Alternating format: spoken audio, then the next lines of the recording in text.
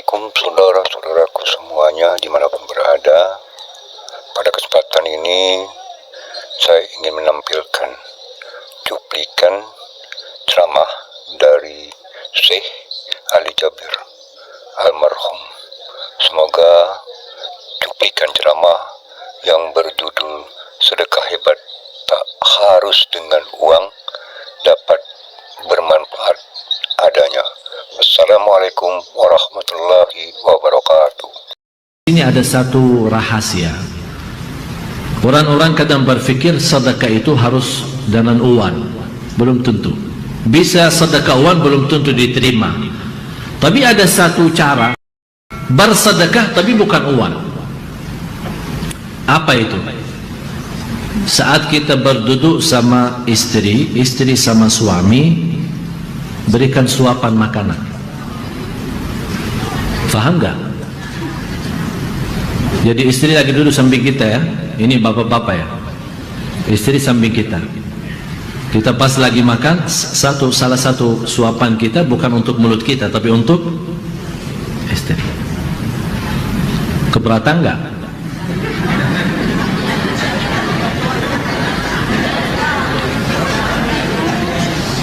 Terus kalau ibu-ibu bisa nggak? Pas kita lagi makan nikmati, ini suami di hadapan kita ya, kita kasih suapan. Sayangku, buka. Luar biasa. Rasulullah sallallahu alaihi wasallam bersabda,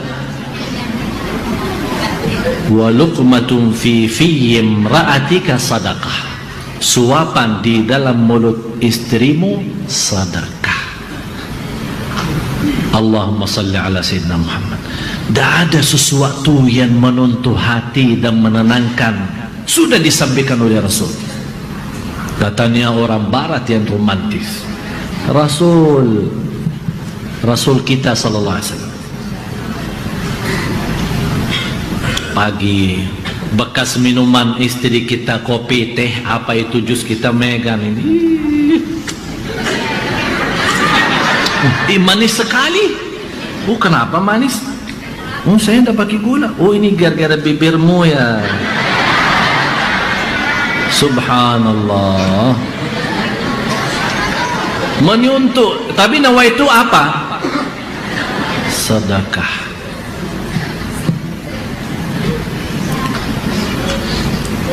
Saya mohon yang punya istri, bapak-bapak angkat tangan.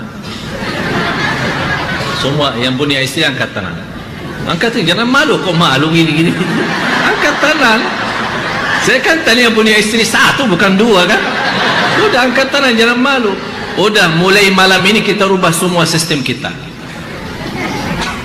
Daripada kita makan sendiri, kita suapin istri kita. Kita tunjukkan rasa cinta, rasa sayang. Nawaitu subhanallah. Memang kenapa Rasul kebiasaan seperti ini? Ini salah satu yang menanamkan rasa cinta.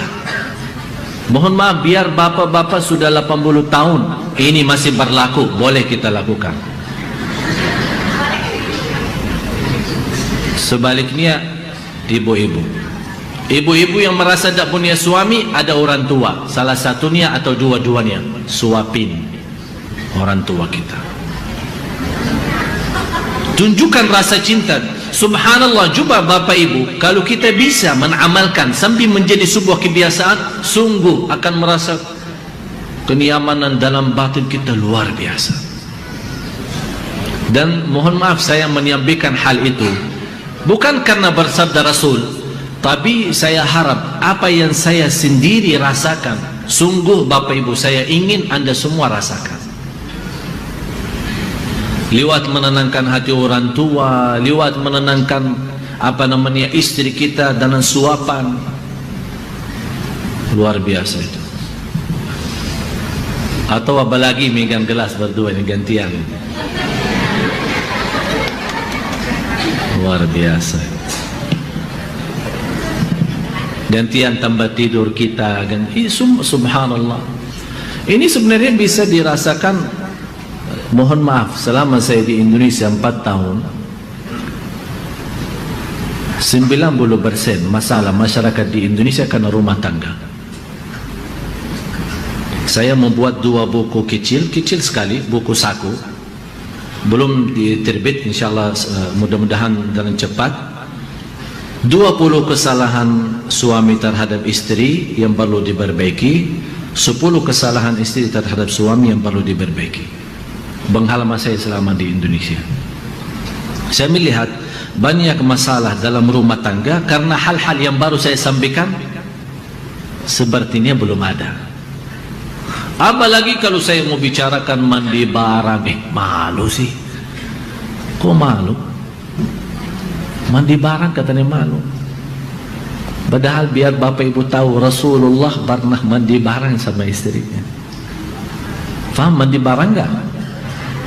Mandi bersama di satu kamar mandi,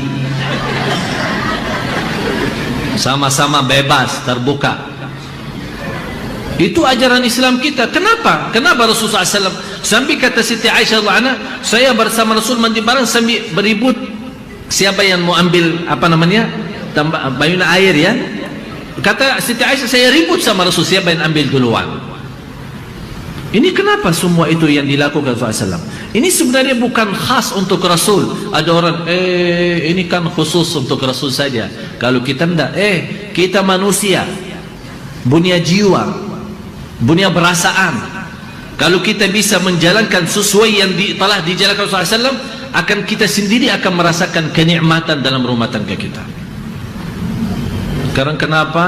Mohon maaf, banyak berita-berita selingkuh.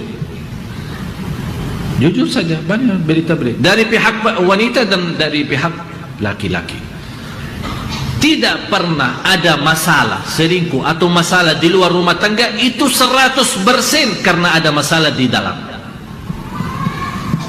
Dan dari dua pihak harus sama-sama berbaiki. Kalau memang sama-sama cinta dan sama-sama kasih sayang. Contoh, ini khusus untuk ibu-ibu ini. Bu, saya kemarin ditelepon bapak, marah sekali seorang bapak. Saya heran istri-istri kita. Kenapa pak? Tak bisa terlihat cantiknya kecuali kalau ada acara di luar. Pakaiannya seksi, wanginya cantik. Pasti rumah kayak hantu. Sampai saya kesal pulang rumah.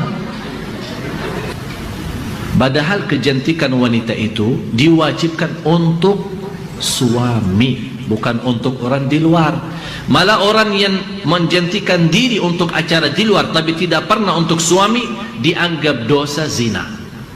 Itu dihukum Islam. Malah dilaknati oleh malaikat sampai dia pulang ke rumahnya.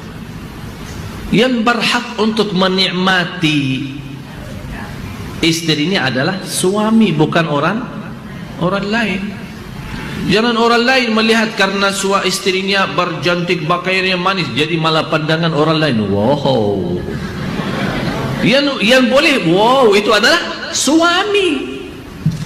Biar dia nikmat. Wow tapi halal, bukan wow haram.